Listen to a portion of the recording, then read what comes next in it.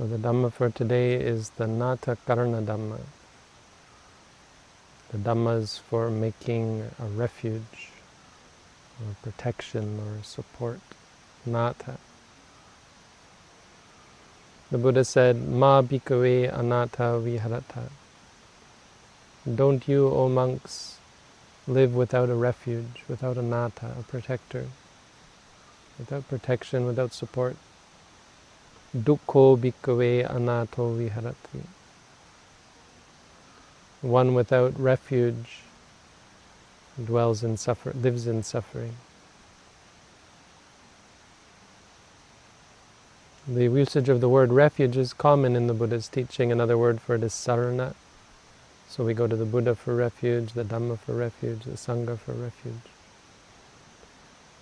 But the word nātha means something to protect you against suffering, something to support you through challenges, something as a refuge to protect you against danger and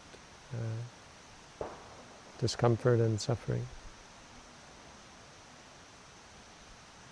It's considered, it's one way of understanding the Buddha's teaching and the goal of the Buddha's teaching, to provide this refuge, to answer the question of how to free ourselves, how to protect ourselves, provide safety from suffering.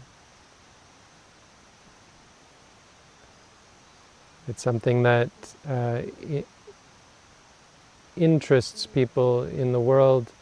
People with no interest in spirituality are still very much invested in trying to acquire and maintain and build, cultivate refuge, finding refuge in people, cultivating friendships, relationships, supporting family members and finding support through family members and so on. Places as refuge, people fleeing danger from one place to another, securing residence, buying a big house or a mansion or something to protect you from the elements, but also to protect you from theft and crime and violence. We find refuge in money. So many external refuges that we use as a means to protect ourselves from suffering. Of course, from a spiritual perspective, these sorts of refuges are not guaranteed and are not sufficient to truly free us from suffering, and moreover, they're not dependable. People are not dependable, they change, or at best they are temporary support. When they get old, sick, or die, that sort of thing. Places as well can be taken from us, can be destroyed, can be damaged, can be violated, can be penetrated. Our secure location, secure residence is not always as secure as it seems. Even money, of course, can come and go, can disappear in a flash. Worldly refuge is unreliable, not something we can depend upon. So the Buddha had a list of 10 sorts of refuge that are truly a refuge, truly a support, truly something that can protect us from suffering, spiritual refuges. The first of these is Sila. As we've seen again and again, Sila, ethics, morality, our behavior, is the very base of our spiritual practice. And as a refuge, it's the most basic sort of refuge. The coarsest and most obvious form of protecting yourself from suffering is to be a good person, to avoid cultivating bad karma, avoid cultivating animosity, enmity, avoid becoming culpable for the suffering of others. First of all, this protects us from revenge, it protects us from punishment, but more deeply it protects us from the chaos of the mind that comes from lack of ethics, lack of mental cohesion, mental consistency, where we act in a way that is in line with our wishes. So we wish ourselves to be free from suffering, and so we don't bring suffering to others. We're careful to avoid those actions that would harm others: killing, stealing, cheating, lying, taking drugs and alcohol. These things are a refuge internally and externally. Externally, a person who kills and steals and so on is not someone who is reliable, not someone that others will respect or care for, or consider worthy of their support and protection. And internally, killing and stealing and so on corrupts the mind, pollutes the mind, it warps the mind. It destroys focus, it destroys all the beneficial qualities of mind that we try to develop in the Buddha's teaching. So our activities of speech and of body are the very basis and the first step in cultivating a true refuge, a true freedom from suffering. So as a practice, Sila is the basic practice, as a refuge, and is the most basic form of refuge that we have from a spiritual perspective.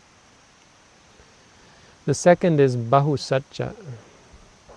Bahusa means much learning or much knowledge, or having heard much.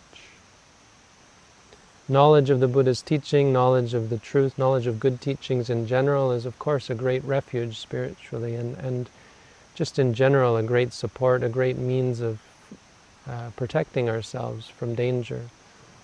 When danger comes, the capacity, the knowledge of how to deal with adversity, how to deal with danger, how to deal with challenge is a basic step in overcoming and bearing with and seeing our way through any challenge or difficulty.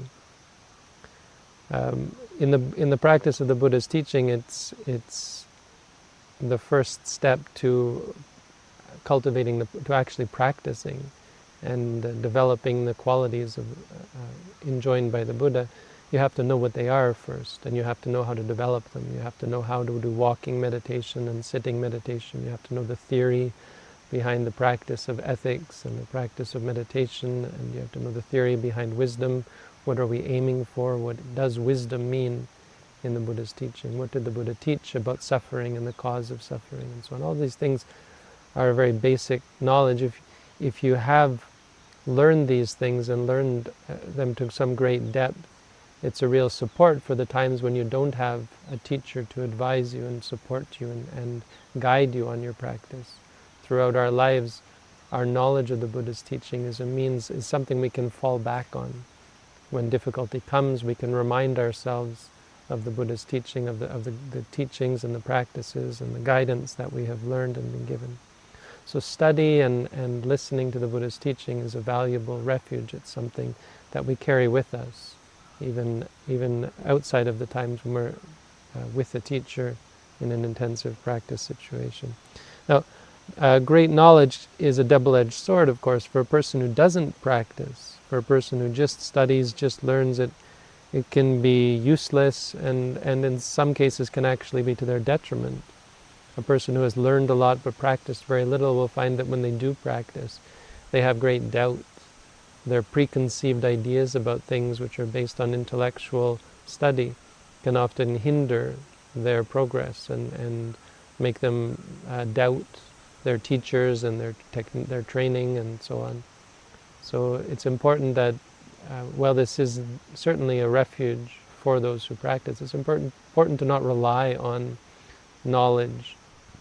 This is a refuge that is ideally suited for those who are engaging regularly in intensive and methodical practice of the Buddha's teaching.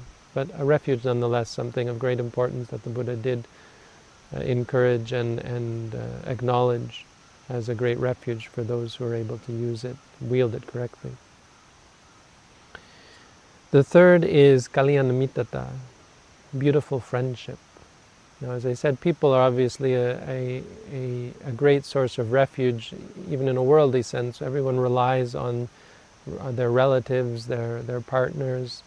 Children rely on their parents, parents rely on their children, friends, and so on. spouses, they rely on each other. This reliance is a staple aspect of society and an integral reason for society's functioning, for why society or how society functions in order to support each other. But people in and of themselves are only a support, obviously, if they are good friends, if the relationship is a beneficial one. And moreover, our capacity to cultivate friendship and to navigate relationships in harmony is of course essential to actually making the relationships a valuable commodity or valuable support, a refuge, true refuge. If even though we are in contact with good people, if we don't have this capacity of friendliness, to be friendly, to be kind, to be thoughtful, to have good relations with these people, then the relationships are meaningless, are unbeneficial in both directions. So good friendship has two aspects to it. First, that we choose our relationships, that our friends and our associates are those people who are beautiful, who have good qualities. Obviously, some friends are going to lead us in the bad direction. There are those friends who will encourage us to commit unethical acts, who will drag us down and drain our energy and that sort of thing. Those who will manipulate us for their own gain, those who are full of empty promises but never deliver on them, those who praise our bad qualities equally with our good qualities, and so on. Friends who are with us only for the benefit they can get from us. Just because they're our friend doesn't mean it's going to be a refuge for us or for them. And the other aspect, of course, is our own quality, our own ability to navigate the friendship. That even though our friends may be beautiful and wonderful and good people, if we don't have good qualities and the capacity to support them and be kind and thoughtful towards them, and then it's of no benefit to us. Then they certainly won't have any interest in supporting or caring or relating to us. So good friendship, the Buddha said, this is the very essence of the holy life, of the spiritual life. Having good friends and having a good relationship with our friends, being a good friend ourselves. Something that allows us to rely on others in sickness. Though they can protect us against other people's manipulations, providing us with good advice, or protecting our good name when others speak badly or lie about us or malign us or that sort of thing. They can protect us and provide support when we're sick, when we're injured, when we are destitute, and so on. Good friends are essential. And of course it goes both ways. We can be a good friend to others and be a refuge to them.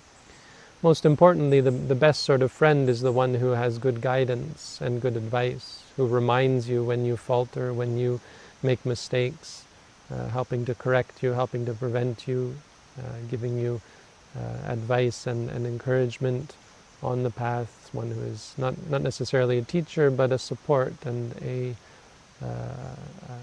kin on the path, a brother, a sister, a partner in the practice of the Buddha's teaching, someone who supports you, who doesn't drag you down.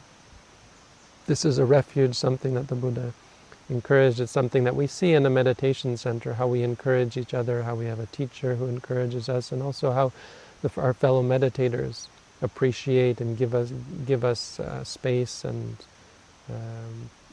provide a harmonious atmosphere. Having good friends like this, having a good environment like this that is supportive and encouraging, where we provide an example for each other and support on our practice, is an essential part, much more valuable than even living alone.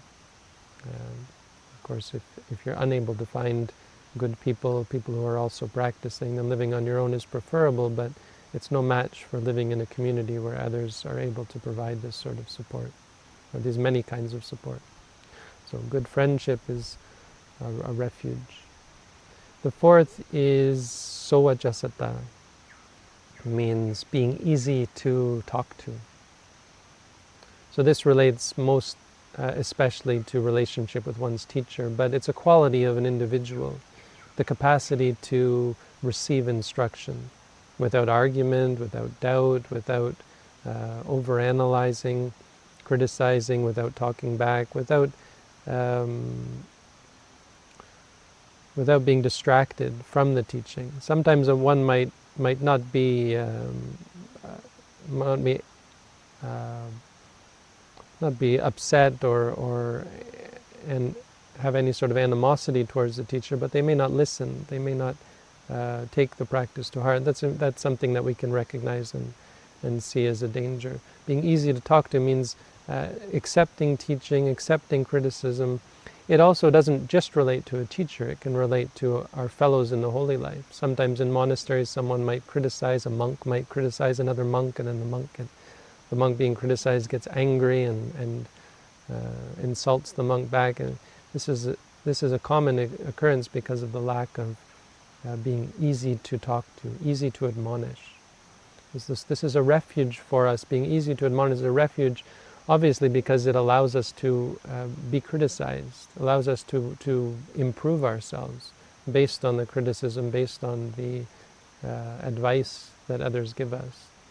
So our ability to receive the teachings given by a teacher or the advice and criticism given by our fellows is an important refuge, especially for those who are dedicated to practice of the Buddha's teaching. It's important that we receive the teachings with an open mind, with a willingness to try and put into practice the teachings and give them a chance before we reject them.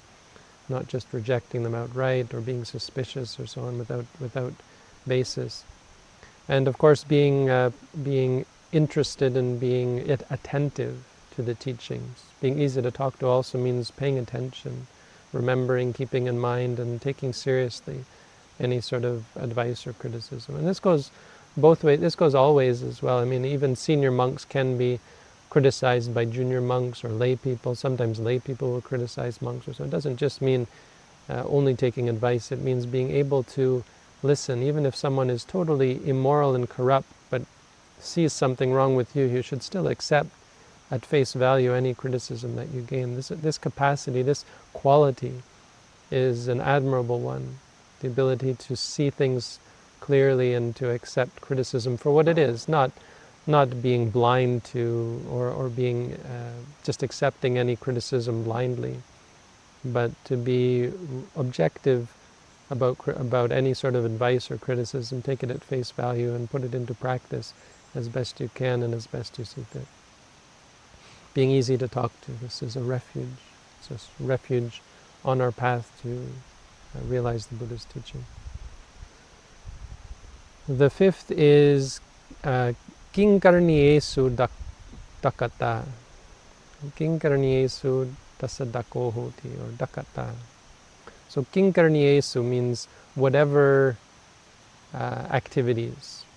So it means whatever activities your fellows in the holy life are engaging in, having a interest or a skill or a capacity to help them.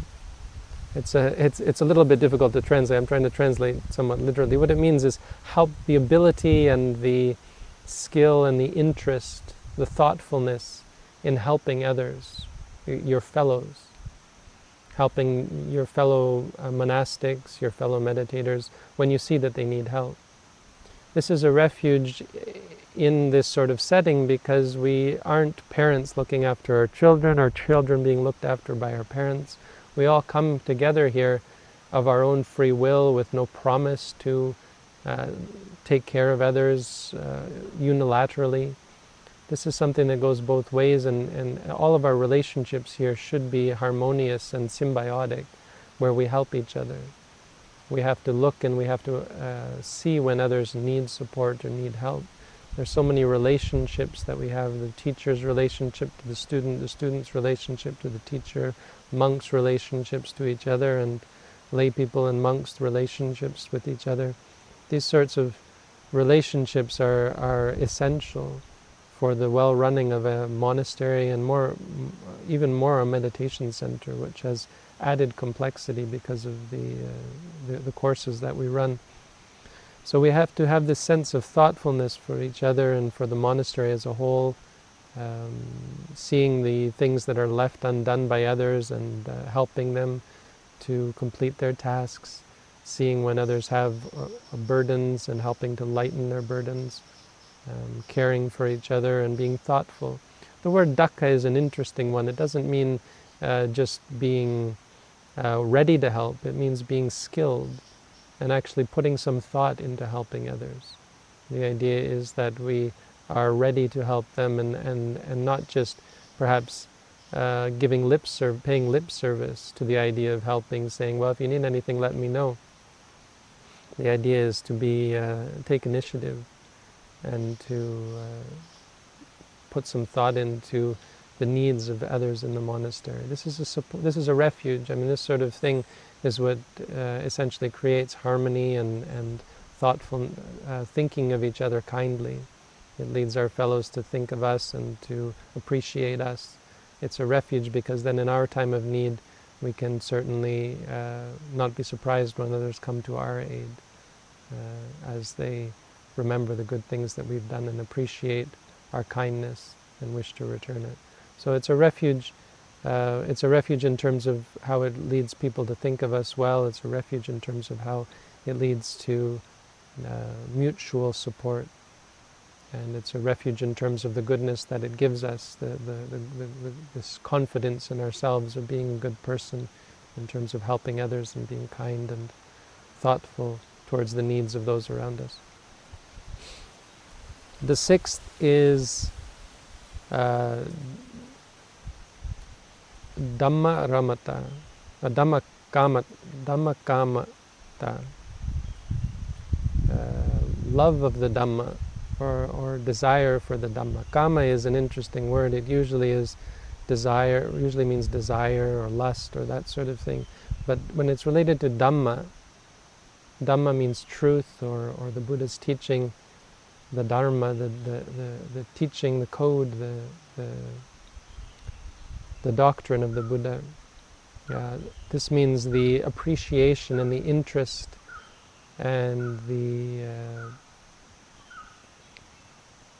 desire to put into practice the Buddha's teaching, the love of the Dhamma.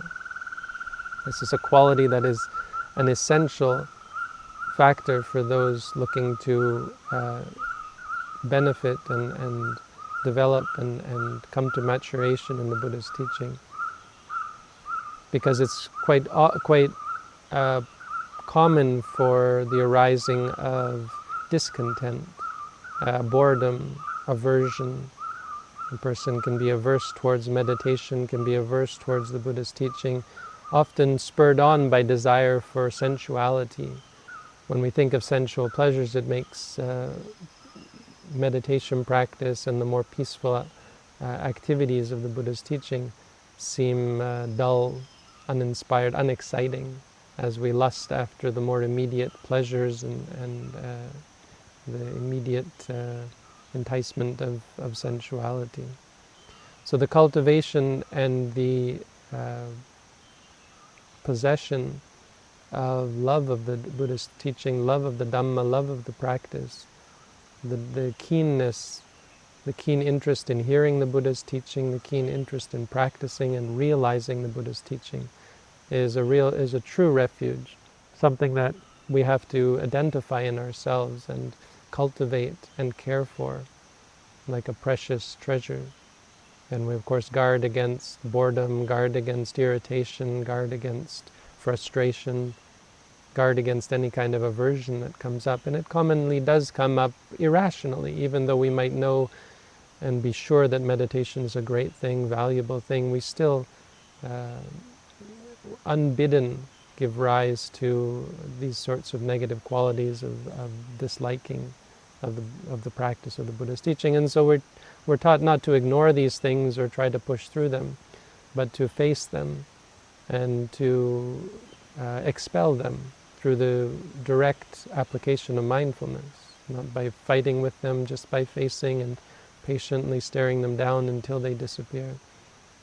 And through this we change our attitude towards experiences. Rather than desiring certain types of experiences, we're able to see experiences just as they are, and we're able to appreciate things just as they are, and see the truth for what it is, and appreciate this truth, and have a familiarity or affinity, towards the truth, towards the Dhamma. This is Dhamma-kama.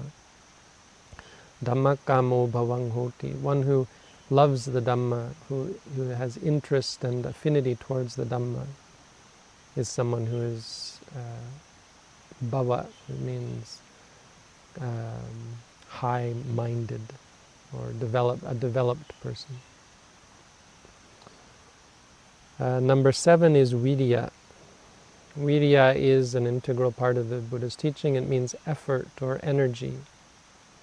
So being energetic is an essential quality of progress, obviously. You can't practice intensive meditation without cultivating energy, and the cultivation of energy allows you to practice more intensively, to progress and to cultivate all sorts of beneficial qualities. The Buddha said, Viriyena dukkha majjhiti. We overcome suffering through effort, not through being lazy. So we normally think of effort as something that allows you to progress, not so much as a refuge, something you fall back on. But the thing about effort and energy is that it does have to become an integral part of our character. It's not something we can exert temporarily or cultivate temporarily and then expect to be free from. It's something that has to become a part of our character, a part of our personality. Because the cultivation of, or the allowance of laziness, allowing ourselves to become complacent and lazy, doesn't just prevent us from progressing. It allows for all of our unwholesome and unskillful qualities, our negative and harmful qualities, to grow. It's like a stagnation that allows all of the impurities in our mind to grow and to mature and to expand and to consume our minds. Effort is something that is a quality of mind that is integral to an enlightened being, that they are never without a certain amount of natural energy. They are energetic by nature. This is a refuge, something that we shouldn't think of as a temporary quality. It's something that we should cultivate as a part of our personality, to be energetic. It's something that protects us against ourselves and helps to destroy and keep at bay any unwholesome habits that might crop up or might take root in our minds. Number 7 is Santutthi. Oh, where are we at? 6, 7, number 8. Number 8 is Santutthi. Santutthi means contentment. Contentment, we've talked about this before, but contentment seems a very sort of simple idea, something that we might dismiss as being a very basic sort of practice. Yes, we have to be content, not complain, but contentment is really the essence of what it means to be enlightened. A true contentment only comes through the attainment of freedom from suffering and the freedom from defilements. Contentment, true contentment, means not having any complaints whatsoever, not just not voicing complaints, but having nothing to complain about, not wanting for anything that you don't have, and not wishing for things to go away that you do have, wishing for change, wishing for things to be different in any way. Contentment doesn't rely upon an object. Doesn't mean you're content with this or with that. That's sort of a basic form of contentment where you say, well, this is good enough or that is good enough.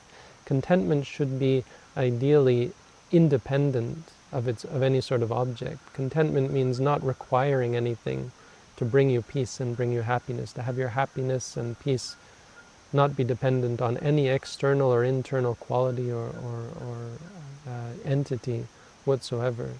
Contentment means having no possibility for disturbance, for distress, for stress or suffering.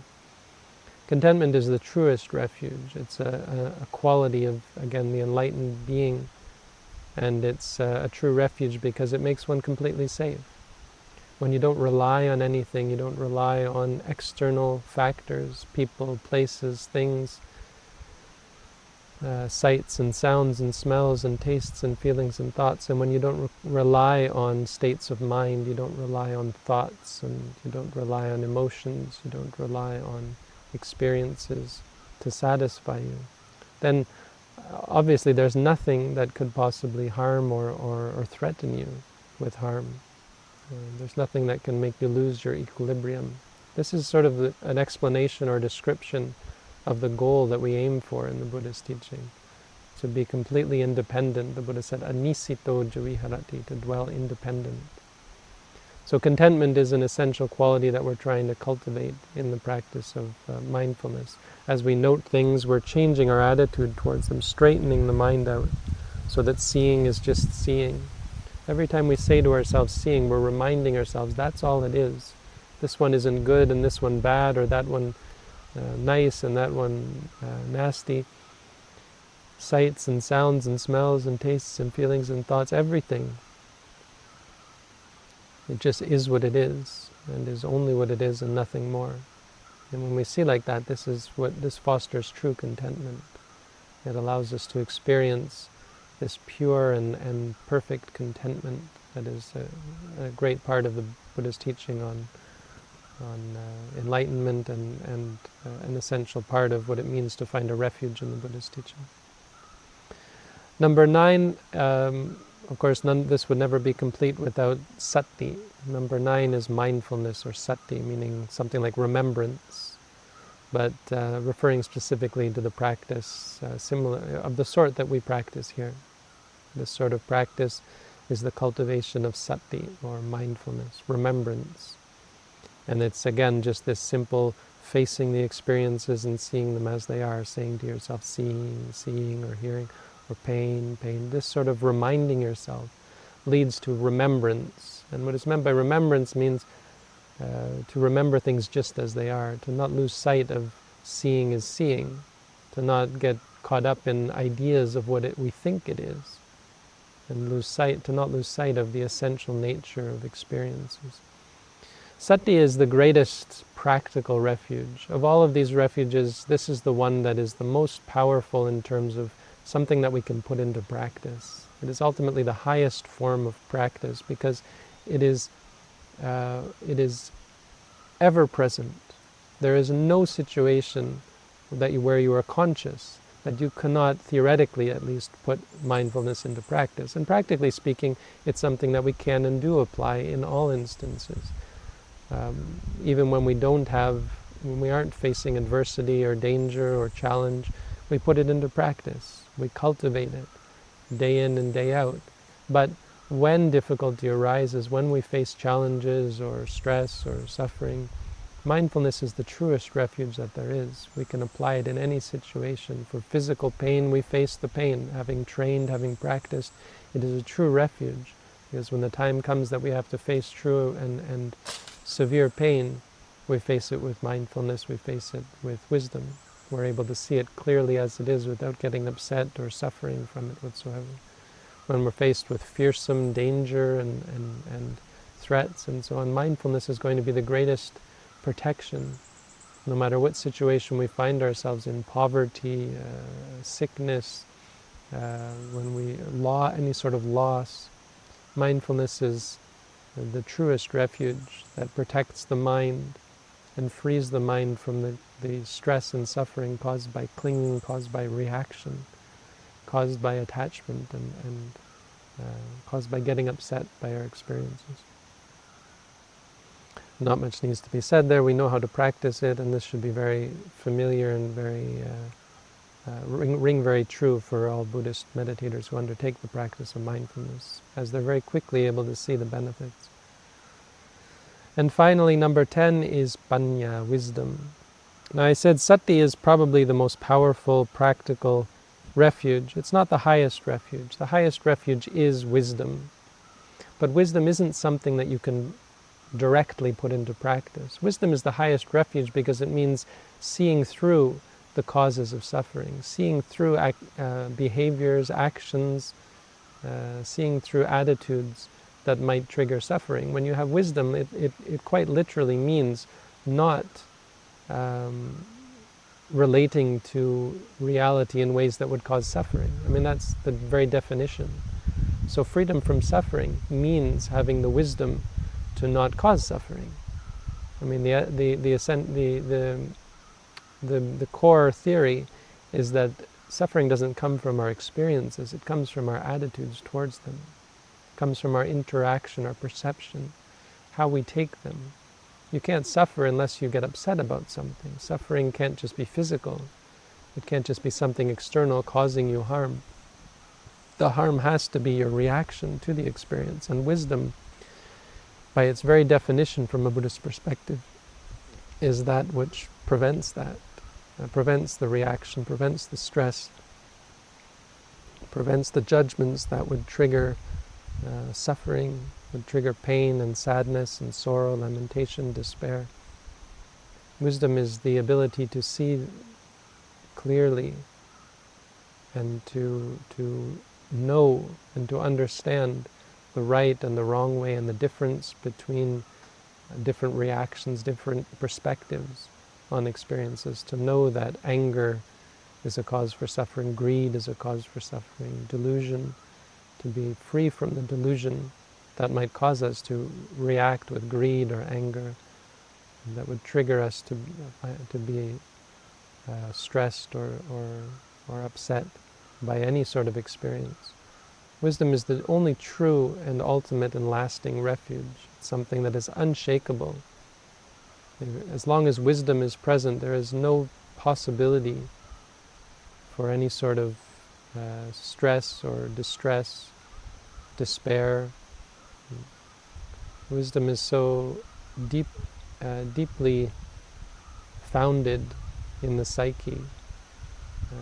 It's something that is so pure and so powerful that it completely frees us, because it is so very basic. It frees us from any sort of suffering whatsoever. And wisdom is the result of mindfulness. The point of it is that when you practice mindfulness, it allows you to see clearly. This is the word vipassana.